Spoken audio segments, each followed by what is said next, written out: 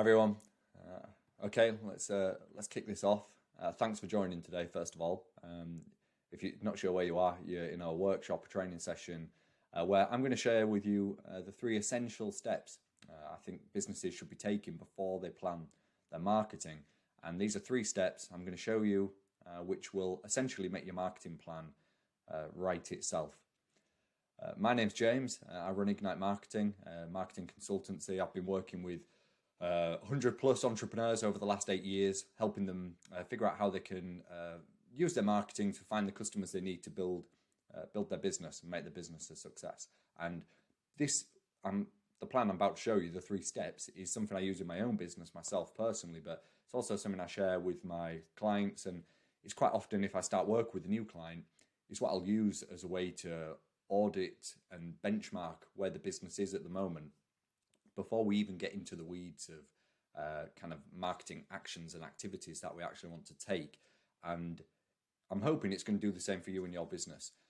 It's going to help you do a few things. So the first thing it's going to do is help you get your marketing plan put together in less time. As we've said, the plan will almost be writing itself as you go through this process, and it's just going to speed things up for you. And it'll mean you can do this more frequently as well. So if you're a business that maybe looks at your marketing once every 12 months, it's going to free up time where you can potentially do this every 3 or 6 months because it's going to be that much easier. It's also going to help you choose the right actions. So if you're confused about what to actually put in the marketing plan, or you're short of ideas, this is going to give you a way to kind of identify things that should be going in the plan without you actually having to come up with those ideas. And ultimately, the idea here is that we're going to make meaningful progress towards a big goal, a meaningful goal in your business. And to do this, you're probably going to need a different approach to what you may be doing at the moment, or the approach that most businesses take. Because the approach that businesses do take generally leaves them kind of falling into one of these traps. So this is what I see all the time. To be honest, there's three there. There's a fourth one that I've not listed. And the fourth trap that businesses fall into is actually not planning at all. So we've all heard the saying, kind of fail to plan is planning to fail. And that's really true with your marketing. You don't just want to be waking up in the morning, sitting down at your computer and deciding just based on how you're feeling on the day which marketing campaigns you're going to run or kind of which social platform you're going to go and put a post on. You want to try and have some kind of coordinated plan around what you're doing. Makes it a lot easier. But even if you have that plan, this is what businesses tend to do. They'll do one of these three things. Worst case is they're doing all three of them. So see if any of these kind of ring true for yourself.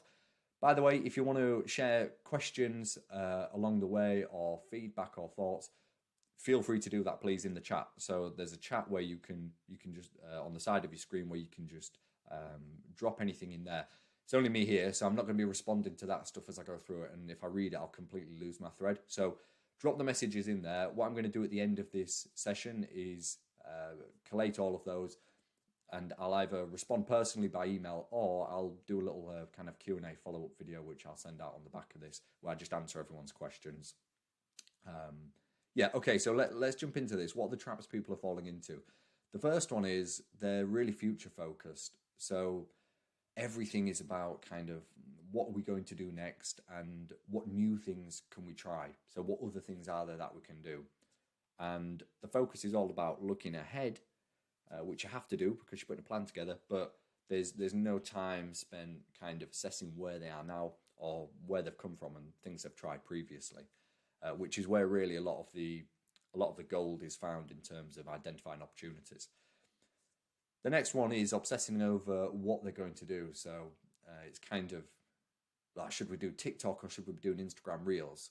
Rather than thinking like, why are we doing this in the first place? What goal are we trying to achieve? Why are we doing this? And how do we want to do it? What process do we want to follow to implement the marketing, to check it's working, to make sure things are going in the right direction? What measures are we going to use? How are we going to assess how well it's working? Generally, the focus seems to be on the actual activities and the actions themselves. And that kind of goes hand in hand with the third trap, which is chasing the latest trends and tactics. So, everyone falls foul of this, me included. You see something on LinkedIn or someone running a business tells you about something that's working really well for them, and you're thinking, oh God, yeah, that sounds interesting. That's something new. I'd love to have a go at that. It might work for me as well as it's worked for them. And you just get pulled from pillar to post in all different directions. And what ends up is that you have kind of a feeling of overwhelm because there's so many different things, so many different ideas floating around. It's all future focused. You're looking ahead into the unknown. And if you put that into a plan, you're basically left with something that's pretty confusing and ultimately is unlikely to actually point you in a meaningful direction towards a goal. And it might not even have a clear goal. So if you run your marketing like this, the chances of having kind of clear objectives is really slim because there is no focus around what you're putting together. So what we want to do is make sure we avoid the traps. And these 3 steps I'm going to share with you will help you do exactly that. You're going to avoid all of those traps, and it's just going to make putting your plan together a lot easier. And it's going to give you an effective marketing plan you can actually use in the business.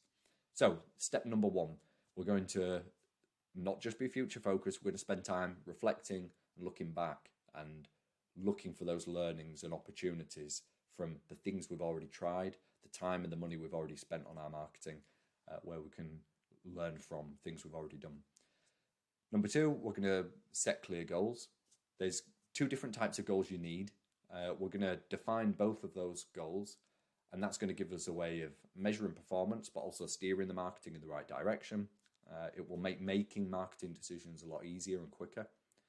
And then the third one is focusing on the fundamentals. There are 4 fundamental components of your marketing. They're kind of like big marketing assets that exist in your business that most businesses don't even know they have in their business. But I guarantee you will have all 4 of them. And the chances are as well, you're not working on improving all 4 of these. A lot of businesses, in all honesty, aren't working on any of these. And the marketing doesn't even touch on these kind of foundational pieces within their business that really will determine how any marketing campaign you run in the future will work, whether it'll actually work or fail. Okay, so hopefully that's whetted your appetite a bit. Let's jump in and kick off with the first of these. So, reflecting, looking backwards at things we've already done. The number 1 takeaway from this kind of section, from this slide, is the big picture on the right-hand side, which is sometimes you win, sometimes you learn. And that's not a marketing kind of activity, but it is it's an important mindset and a mindset shift for some people. It's not about running campaigns, expecting everything to work, and when it doesn't, it's just been a failure. The reality with marketing is you're going to run a lot of different things, and most of them aren't going to work as you want them to. And it won't always be clear why they've not worked. And even when things do work, it's not always clear why they've worked. So it's a constant learning exercise.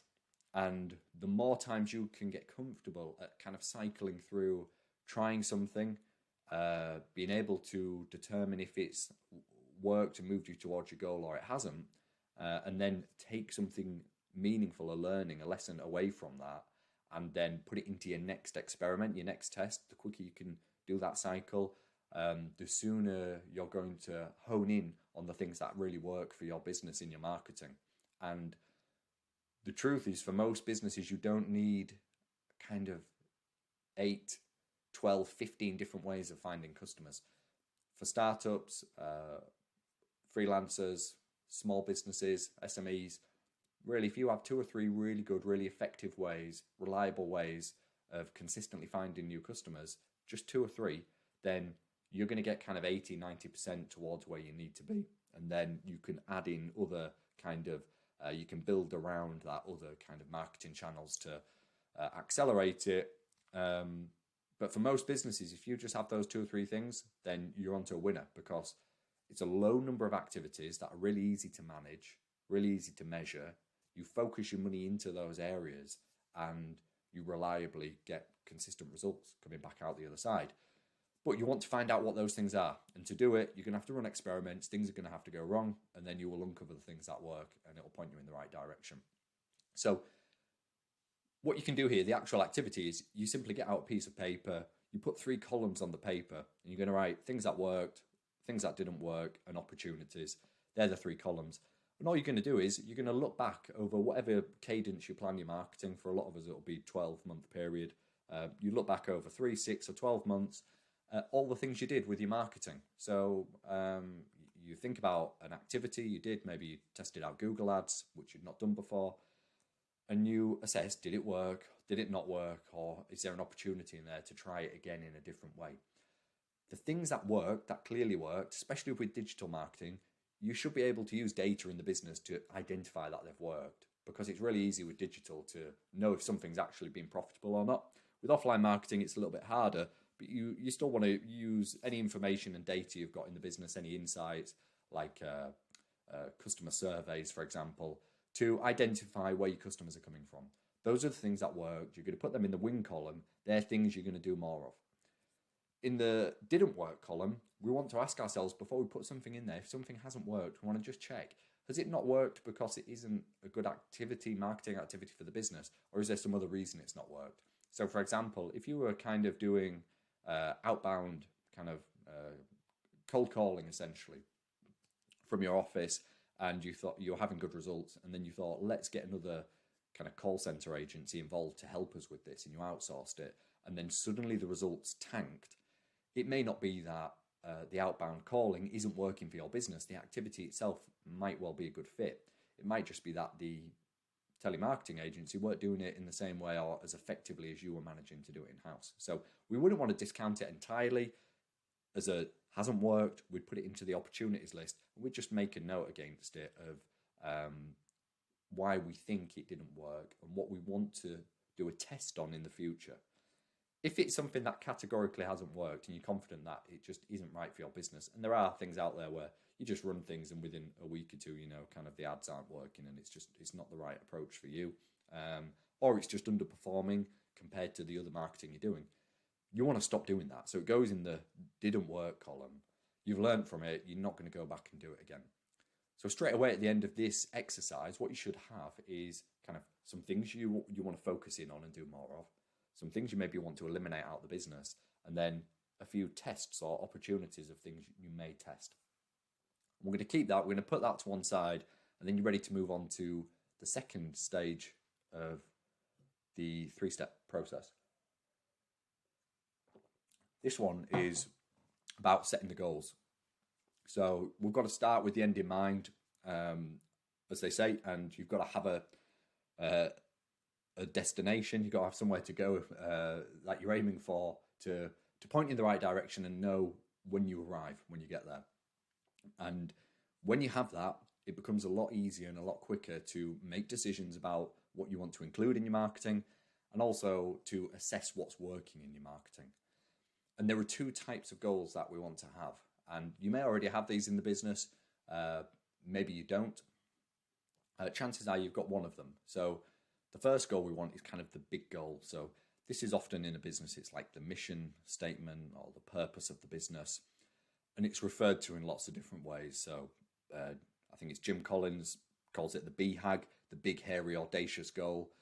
It's referred to sometimes as a North Star goal or North Star metric. You've got an OTH goal, which is an over-the-horizon goal. And you can see here the theme is these are big, distant goals that direct the company kind of towards this goal, but it's not a really kind of tangible, quantifiable objective that you can say, yes, we've ticked that off. It's just giving you the direction to steer the business towards. And every company needs one of these because it's kind of your overarching goal, your overarching objective. So if you don't have that, that's the first thing to put some thought to. You really need to have that, because all the other goals you have and your marketing objectives will all trickle down from that. So everything's going to feed into a kind of that purpose. But then what we really need to do for the marketing is then break that down into 3 really quantifiable commercial objectives. And what I like to recommend is that you make these 3 things where we can put a number against them, so we know if we're actually making progress towards them. They're things that you'd like to achieve in the next 12 months. So we're talking like medium term, not immediate, short term, not really long term. They're kind of medium term objectives, and they're things that directly feed into achieving the big goal. So if you've got your BHAG or your North Star metric, and you say, this is the thing we're trying to achieve, what are 3 things in the next 12 months that if we achieve those would mean we're moving in the right direction towards that big goal? The things that categorically are going to move us towards it. And from those 3 commercial objectives, you will then plan all of your marketing. You'll make all your marketing decisions around those 3 commercial objectives. And like I say, I like them to be quantifiable things. So it might be a number around customer acquisition. We want to acquire X number of customers. We want to acquire them at a whatever percentage return on advertising spend. So you might have a target kind of, we're trying to achieve for every £1 we spend, we want £4 back on our marketing. It might be a retention figure. So it might be we want a certain percentage of existing customers retained in the business. We know if we can retain that amount of business that we're going to be moving towards that big objective. Or it could even be kind of around specific activities that you've already identified from the previous step that you know are working really well, where you think, yeah, that needs to become one of these 3 commercial goals to accelerate that, to double the performance of that thing that we've already seen is working. So these goals might be pulled from historical data of things you already know are working and they inform you, or there might be things you're thinking ahead that you've identified as being possible commercial objectives. Unlike the big goal, these 3 commercial goals can change and should change over time. So if you find one of them actually isn't feeding in towards where you want to be, doesn't seem to be getting the desired results, you're going to change that the next time you do this activity of planning the marketing.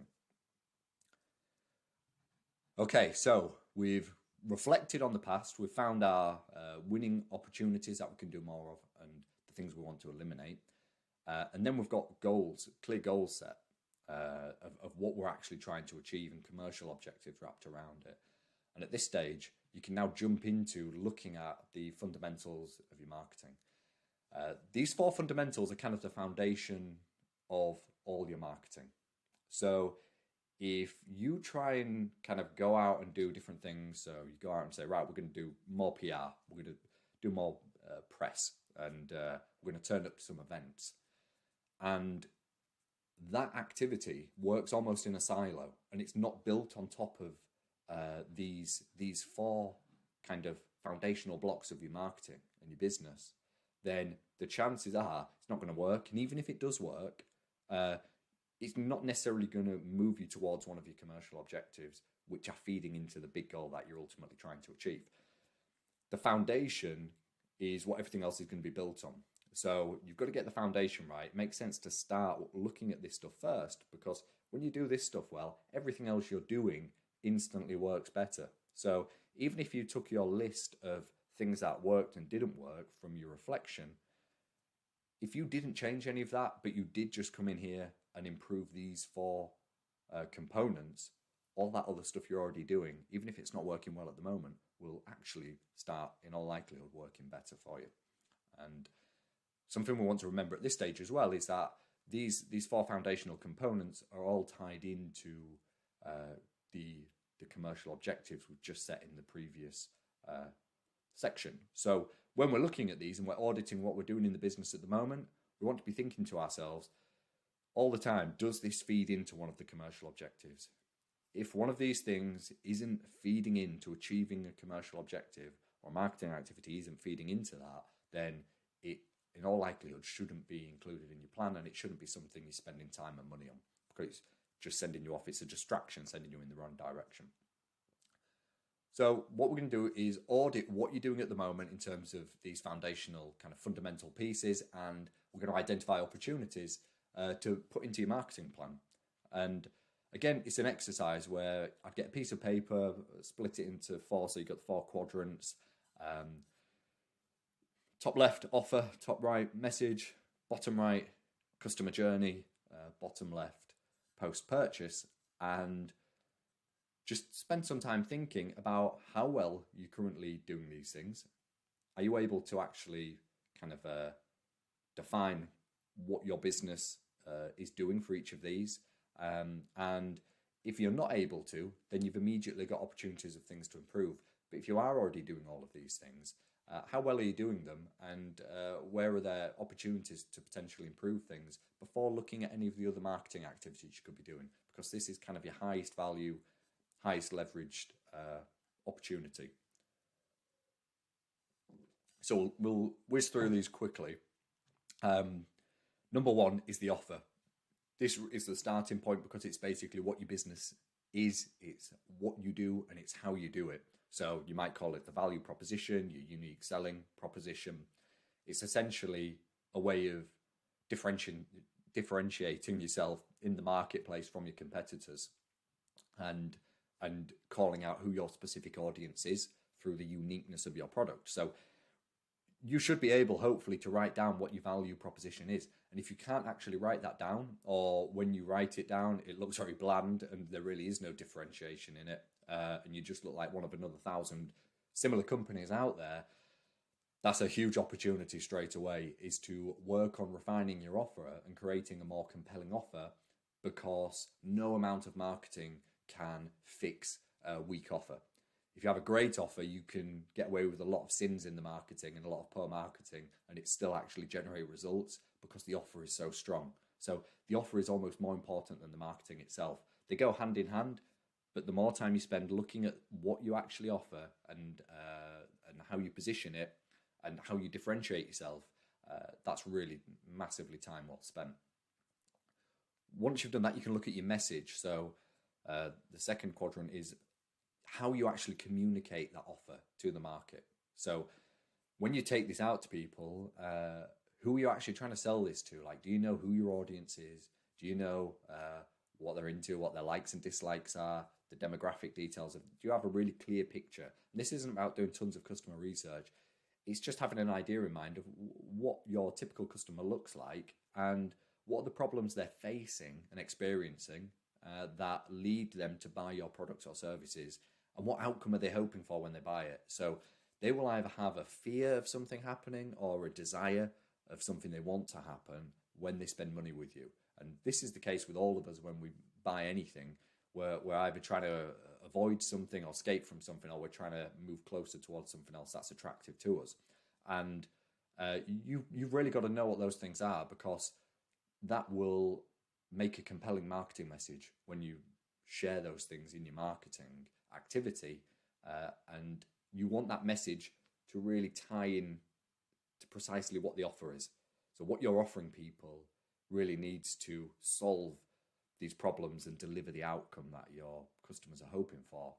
So again, these two parts, it's like a jigsaw because they all go hand in hand, they all connect to each other. If you create a more effective, more compelling marketing message that easily and clearly communicates what your offer is, again, all your other marketing will work better, even if you don't change anything about it other than taking your new message and putting that as the copy and the imagery into your marketing, whether it's brochures, your stands at events, or your Google ads, your website, whatever it is, it will be more effective with a improved message. The third quadrant is the customer journey. So do you know the steps customers go through to actually buy your products and services? Do you have a clear understanding of kind of when they first become aware that they've got a problem that your product solves, and then how do they actually then go through figuring out what the solutions are, who can provide those solutions, identifying you, and ultimately then choosing you and spending money with you? That is their customer journey. And along that journey, they will have different needs and different questions, and there should be different information you share with them at the different stages of the journey that are relevant to their concerns at that point in time. So what you'll very often see businesses do is kind of go out there and put pricing information or a limited time offer in front of a customer who is right at the start of their buying journey. So this customer is just realizing they've got a problem, and at this stage they're just interested in knowing what the available solutions are. If you go out there and throw some pricing information in their face, it's not going to land well with them, because they're not in a position to make a decision yet. They're just trying to figure out how they can even solve their problem in the first place. Once they've figured that out and they've identified you as someone who they might want to sort of buy products or services from to fix their problems, at that point they're going to be interested in seeing your pricing. But you can't jump the gun, because it just doesn't work. So Do you know what that journey is? Do you know what the sales funnel is? And go back and look at your marketing. So look at the things that you're already doing and map it against that journey to see where your marketing is actually touching people at the different stages, and how well is it marrying up to what they need at that stage of the journey.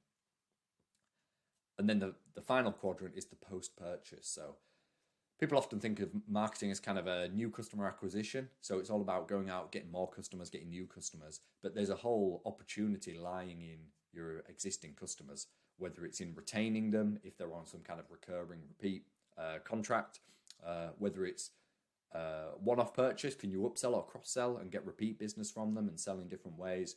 Or can you use your existing customer base to generate more new customers, whether it's through referrals, online reviews, recommendations, putting case studies together, getting testimonials from them.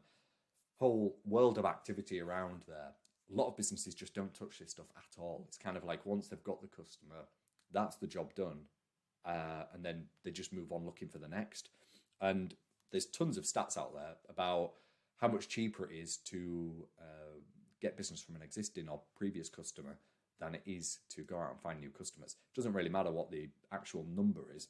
The point is it's a heck of a lot cheaper and easier to do as well. And this is really low-hanging fruit. And that's why it's on there. It's a fundamental kind of part of your marketing. And you will have all of these in the business. So your business does something, that's the offer, in some way, even if it's not great at this stage, because you've not maybe spent time working on it, you will communicate it through a marketing message. Your customers will have a journey that they go through to buy it, even if you're not completely clear on what that journey is. And then once they've bought off you, there is a post-purchase experience happening there, even if at this stage, the experience isn't anything you're manipulating or taking advantage of. And if you can just spend a bit of time improving these four, or even just focusing in on one of them that needs attention, your marketing, I guarantee, is going to work better. So let's just recap on all of that. So step number one, we're going to reflect and look back to take our learnings from what we're already doing.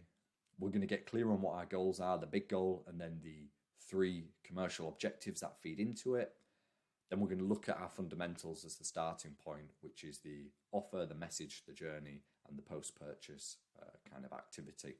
And what you should have once you've done that is a marketing plan. So you'll have a list of things that you want to do more of, things you want to stop, things you want to test, opportunities to optimize the fundamentals in the business, and a way of checking against your goals that all of this stuff is feeding into the right direction. Anything that isn't feeding into the goals you've set and the commercial objectives, it needs to go because it's a distraction. So clear it off the list. And what we don't want to do here is try and create a huge list. The idea is to stop the overwhelm by focusing in on a small number of activities that are the most highest leverage things. So if we can do these few small things really well, then we're going to get big returns. We're going to get kind of disproportionate returns from those activities. And you can then do what most people jump into without doing any of the other stuff. Most people just jump into writing a plan of activities. So whether it's 3 months, 6 months, 12 months, however you plan your marketing, most people jump in and kind of write those things out, the activities. You've now got a list of things to do, and you can break that down, do the usual stuff of kind of setting who's responsible, who's going to do this, deadlines, when they're going to do it, when do we want it done by. And that's going to be your marketing plan for the next quarter or the next year or whatever you want to choose. And then the only thing left to do at that point is to execute on the plan. So you take the plan, you put it into action, and then you repeat this process. So if you've put a plan together for the next 6 months, you want to come back in 6 months' time and do this again. Reflect on the last 6 months, see what's worked, do more, see what hasn't, eliminate, opportunities to test, check everything's still feeding into your goals and the goals are still relevant. Go back and reassess the fundamentals, what's been improved, where are there still gaps in there, does anything need to change? That's your plan for the next 6 months. Write the plan down, set deadlines, and then execute and rinse and repeat. And the quicker you get at doing this and cycling through this process, and the more consistently you do it, the quicker you're going to really get some traction and build momentum and start ticking those boxes, hitting those commercial objectives, which are telling you you're getting towards the big goal and you're actually going in the right direction. So I hope that's been helpful. Please do send me your questions. So we're coming up on time now. So drop anything in the chat. Like I say, I'm going to get back to you on those things. I might do a recorded Q&A, send that out afterwards.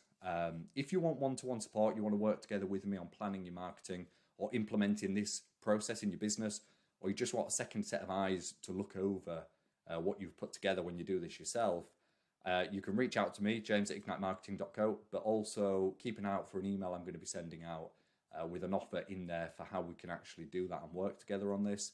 I'd love to do that.